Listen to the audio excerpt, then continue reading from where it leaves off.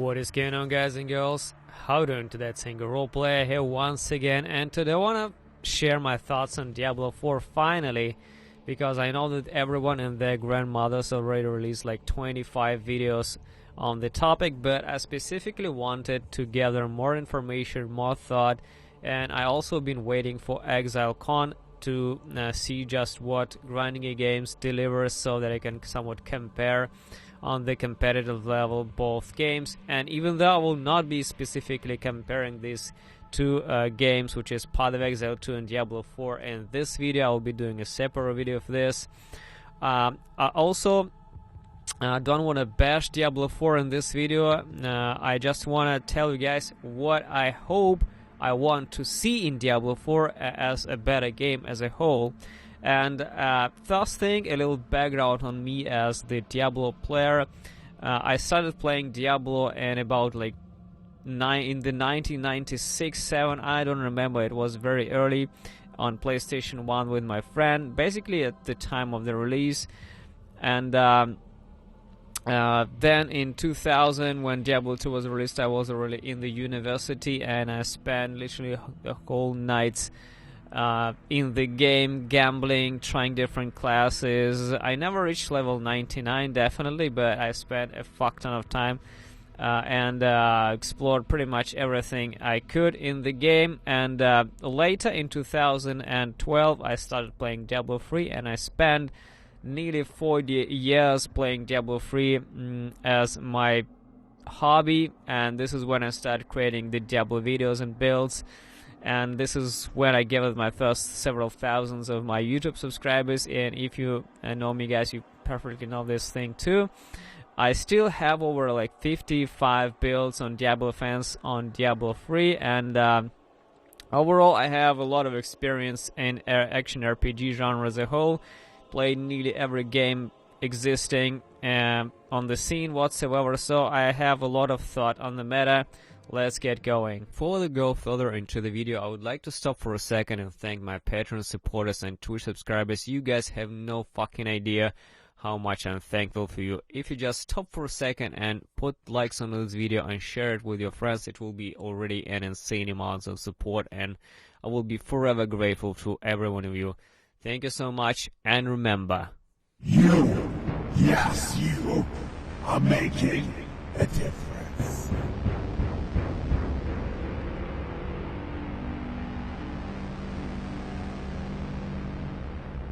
first thing that I want to see in the upcoming Diablo 4 is definitely Magic Find.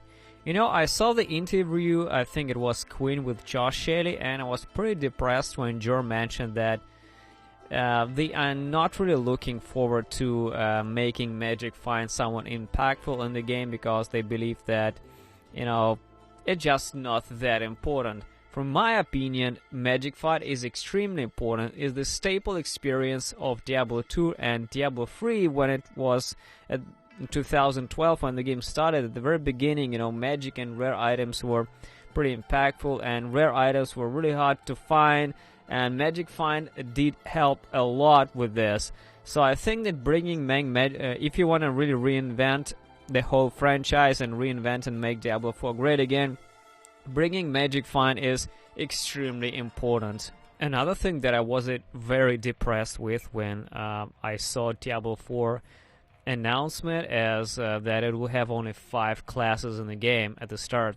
This is just not enough, Blizzard. This is just not even competing with the lowest of the lower action RPGs existing on the market. Literally any game right now has at least 9-10 classes, and most games have even more, like, you know, Path of Exile, Last Epoch, they have quite a bit of interesting classes which are pretty unique. They are definitely kind of the Ascendant or the Master classes, which you can transition into different subclasses, but still it gives a decent variety, and I honestly think that 5 is just stupid.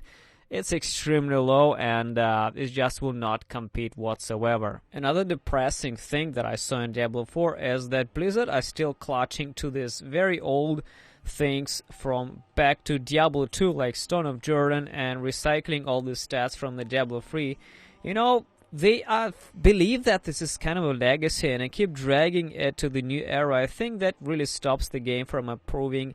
And even though I like these old games as the legacy, but just let it go. I mean, don't stop dragging this shit into the new era with Diablo 4. Just let it be there where it is and give me something new instead. I don't want to see recycled things in the absolutely new game. You know, one of my biggest gripes about the Diablo 4 as a whole is extremely dumbed down stats. And instead of this, I want to see some stats that actually matter. What I saw in Diablo 4 is practically just the attack and defense, and this is I would say is very close to what we had in Diablo 3, which was the damage and the toughness, two combined stats that tell you that you don't really need anything else. It's practically attack and defense, that's about it. You know, in Diablo 3, resistance, practically like elemental resistance, didn't matter at all because you just stacked armor or toughness or all res, and that's about it. You don't give a shit about what kind of type of resistance you need to have to withstand some specific type of damage. I want to have stats that actually matter in the game instead of just giving me stupid attack and defense. You know, Josh Shelley mentioned that they want to kind of simplify the stats as a whole to prevent them from being like mathematically hard to understand. I strongly against this, and I think that for me personally, as a build creator and as the guide creator, one of the most interesting things was to actually create build guides to mathematically, you know, calculate something, get this 1% of extra damage purely by your intelligence and knowledge in the game, dumbing it down to literally 2 free stats in the game as it was in Diablo 3, and this was a dramatic decrease over Diablo 2. I think it definitely doesn't make the game any better, and it's practically the same shit as Diablo 3 in general. So I want to have stats that actually matter. I want to have the stats that make an impact, like for example elemental resistance, that matter in Diablo 4 unlike Diablo 3. From the stats that matter, let's move over the scaling that matters, and that was a big fucking problem in Diablo 3 because any skill in the game scaled with the weapon damage. Even for Witch Doctor kind of, you know, Jade Harvester build, you still needed a weapon damage to scale your damage over time. This is simply dumbed down and simplified. In Diablo 4, I want to see something that scales outside of weapon damage. You know, some kind of damage over time, some special specific status ailments like freezing, igniting, fire damage over time, you know. Last Epoch also has fantastic damage over time, like necrotic damage, chill affixes, cold affixes, something that does not rely purely on your fucking weapon as a whole, something that makes an interesting gameplay experience. I don't want to see more weapon damage reliable scaling in Diablo 4 at all. Another big concern for me in Diablo 4 is the relevance of the magic and rare items. You know, for the most part, with the arrival of Reaper Souls, magic and rare items became instantly a part of a history in Diablo 3.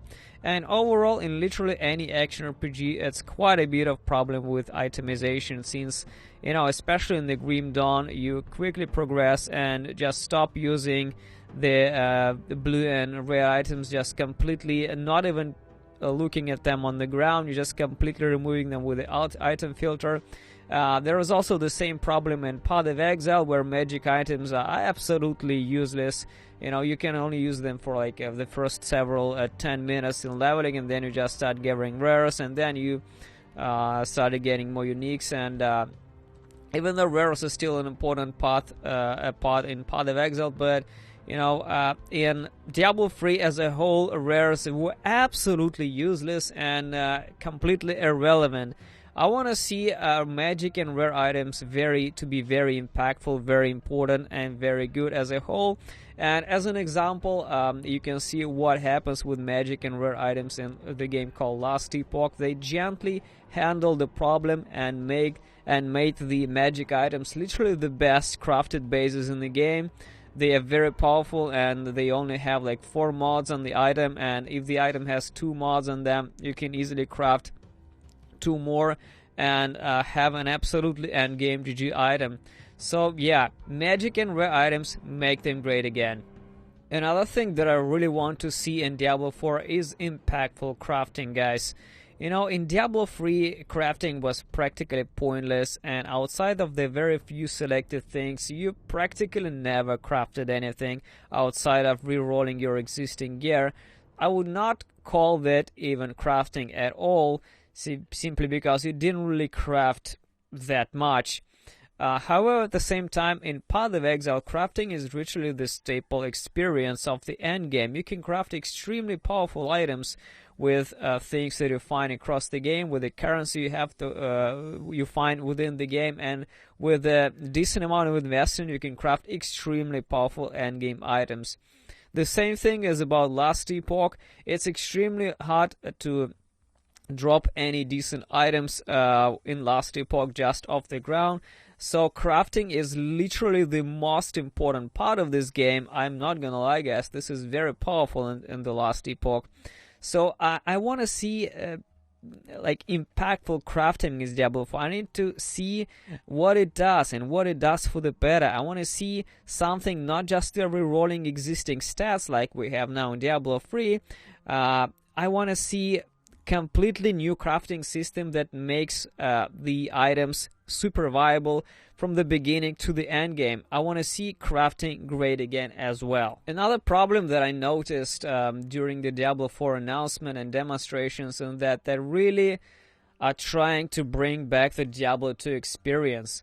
There is the passive skill tree, which looks definitely is from Diablo 2, and there's also runes. They are bringing back the runes from Diablo 2. They are kind of trying, you know, everyone knows that everyone loves Diablo 2, but I think that they putting the whole emphasis on trying to bring this Diablo 2 experience into Diablo 4 is an absolutely wrong approach, you know. There's definitely a lot of Diablo 2 fans out there, and they keep crying that the Diablo 2 is the best game enough, but it definitely has its own glory at the same time as it has its own fucking problems there. So Diablo 2, guys, is definitely not the best game in the universe. And I really hope that Blizzard does understand this, and they are not trying to just recreate and please this hardcore Diablo 2 audience with bringing this dark, gory atmosphere and recreating the runes and overall the passive trees. You know, you gotta move forward. You gotta create something new, something that steps over Diablo 2 and not just trying to bring the same fucking experience that we already had like 20 years ago. Another thing that I want to see in Diablo 4 is a very good, solid trading. And by trading, I mean trading everything for everything, guys. No account-bound bullshit. You know, I think that either Josh Shelley or David Kim mentioned that there will be kind of some kind of a trade items that can be traded to everyone. And some items will be account-bound because they think that it will be too powerful to trade, and that it would potentially create some kind of imbalance in the game. I think it's just absolute bullshit, guys. I mean, create some experience penalties, create some level requirements, but allow the players to really trade everything for everything. But this is how trading should be in any game. There must be absolutely no fucking limits in trading. We must trade everything for everything. Absolutely, this is the only way it should be done. Another thing that I want to see in Diablo 4 is definitely the finite scaling. I absolutely hate the Paragon system, and even though I know that Diablo 4 creators are leaning towards this system again, I think that it creates one important thing to consider, and this is bots and cheaters.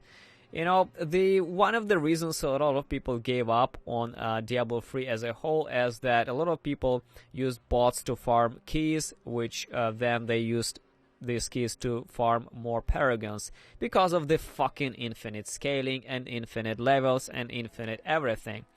You know, a lot of people completely quitted Diablo 3 because of this, and me as well. I dropped around season 5 or 6. This is where bots were on a rampage entirely. No one gave a shit about banning bots. They tried a couple of times and then they kind of gave up. And this is where it all kind of went downhill. I don't want to compete with bots again, honestly. And for this, we need to have kind of the light at the end of the tunnel, the finite level that we need to achieve. You know, overall, scaling the end game should be done by adding content to the actual game and not by giving it the end game grind. I think this is an artificial inflation of kind of content. It doesn't really add anything except of the grind for the sake of grind, for no absolutely common sense. You know, Path of Exile, for example, have no problems with their level 100, and Last Epoch also have level 100 as a cap, and it's extremely hard to reach. I personally never reached level 100 in Path of Exile because it's just extremely boring and repetitive, and there's no reason to get to the 100 in Path of Exile except for bragging rights or in achievements. But some people do it, it's doable, it's possible. And what do you do after you reach level 100? You just start another character. And this is how it should be done. No fucking paragons, no infinite scaling, no fucking infinite dungeons. Just add actual content to the game and people will start playing over and over and over again. This is how it should be done. And the last thing that I want to see for Diablo 4 is the release date, guys. At least an approximate one. You know, saying that the game is not being released soon, even soon by the Blizzard standards, is an absolutely trash approach towards your audience. I mean, showing the gameplay and the demo, which looks honestly pretty damn good, and it means that the base game is kind of already done. They just will be adding content to it for the next time whatsoever. But no release date. This is a pretty kind of silly approach to me, because you know there are many existing games out there with the definite dates of release. Like for example, Path of Exile 2 is supposed to be released at the end of the next year, which is December 2020. And even though Blizzard said that the Diablo 4 is not being released soon, it means at least 2 or maybe even 3 years ahead, which will probably make the game completely irrelevant by the time of its release. And I kind of scared to think that Diablo 4 will suck by the time it gets done. So getting at least a somewhat release date, I think it's healthy for the Diablo 4 as a whole. So that's about it. That's it. These are all my thoughts on Diablo 4, guys. And I wanted to tell you just what I want to see in Diablo 4 as a whole, or what kind of game I want it to be comparing to the old games and to the existing games. This is just a very short basic things that I had on my mind. And at the end, I just want to say that I'm very hyped for Diablo 4. Definitely, Diablo as a whole has been a big part of my life. I want to see it grow. I want it to become really better and better. I really want it to make an impact on the gaming world. I want Diablo 4 to really become kind of, you know, an absolutely new, groundbreaking experience in the action RPG genre. I really hope that Blizzard will not fuck this up as they did with the Diablo 3. And overall, I'm looking very optimistic into the future, and I really hope you do, guys, too. I really like this cinematic, definitely, because it was absolutely sick. Blizzard are extremely professional at doing this cinematic. They always blow your fucking mind at all. I really like the dark atmosphere in Diablo 4. Overall, it looks pretty promising and decent. The only question is, can it and will it compete with the other existing action RPG games by the time of the release? But time will see, guys. Time will tell. And thanks for watching, and see you soon.